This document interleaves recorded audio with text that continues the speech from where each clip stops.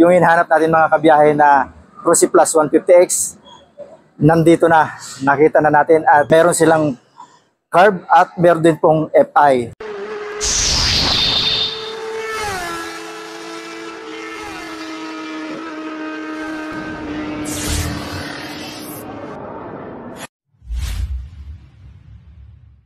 Mga kabiyahe, andito tayo muli sa Rosy, San Nicolas 3, Bacoor, Cavite. Yung hinahanap natin mga kabiyahe na Rosy Plus 150X, nandito na, nakita na natin at napakaraming stock dito mga kabiyahe. Kahapon lang ito dumating at marami tayong mapagpipilian na bagong stock ni Rosy, which is ito nga yung Rosy Plus 150X. Meron silang carb at meron din pong FI. At meron din tayo dito mga kabiyahe, may nasipatan din tayo dito ng dalawang unit na Rosy Flame. Mga kabiyahe, tara ikutan natin yung ating bidang-bidan. Ito nga yung Rosy Plus 150X. Tara, let's go. Mga kabiyahe, ito nga yung sinasabi natin bagong dating na Rosy Plus 150X at Rosy Plus Carb. Ito yung FI at ang Carb. Meron sila ditong available na 11 unit mga kabiyahe.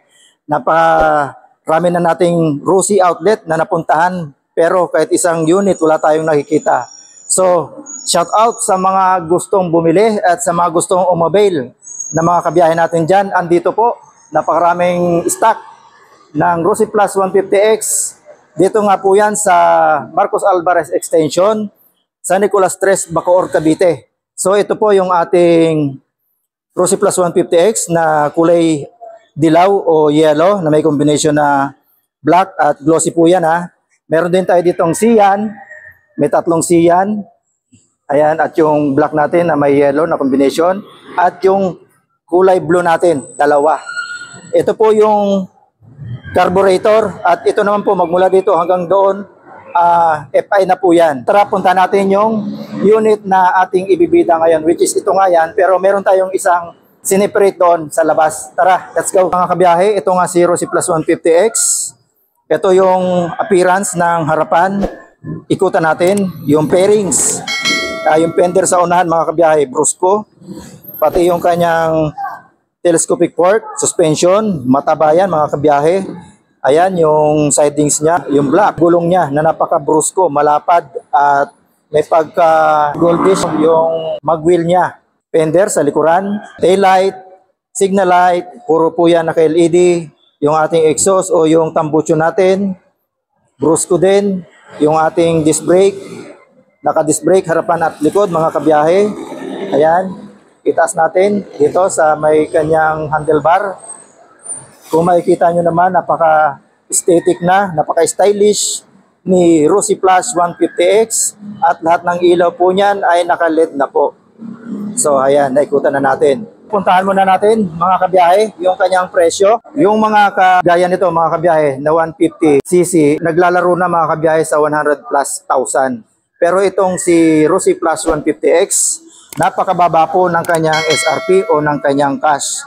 Mayroon lang po siyang presyo na 75,000. Ayan, nagbibigay sila mga kabiyahe ng 1 taon hanggang 3 taong installment. Kung kukunin natin ng 1 taon, may monthly lang ito mga kabiyahe na 7,955 pesos per month po yan. At sa 2 years naman, 4,540 pesos. At sa 3 taon, 3,000 na lang, 400 pesos. Ayan.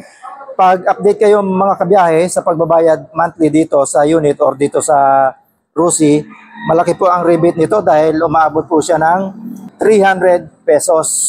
So ito muna mga kabiyahe, ang may bibigay ko sa inyong information, itong kanyang physical appearance at yung kanyang presyo. Yung full review natin mga kabiyahe ay isusunod natin pero i-comment nyo nga dyan kung gusto nyong mapanood ang full review natin about dito sa bagong unit o sa unit ni Rosy. Ito nga si Rosy Plus 150X. Ako po muna ay magpapasalamat sa buong staff dito sa Rosy, San Nicolas 3, Bacoor, Cavite sa pangunguna ni Sir Angelo. Ayan. At sa iyo po na nanonood, maraming salamat po, shout out. At kay Kabiyahe Dave Giliena at kay Kabiyahe Dahan Diman. Ayan, shout out po sa inyong lahat. Hanggang sa muli, kita-kits, Biyahe ni Frank. God bless.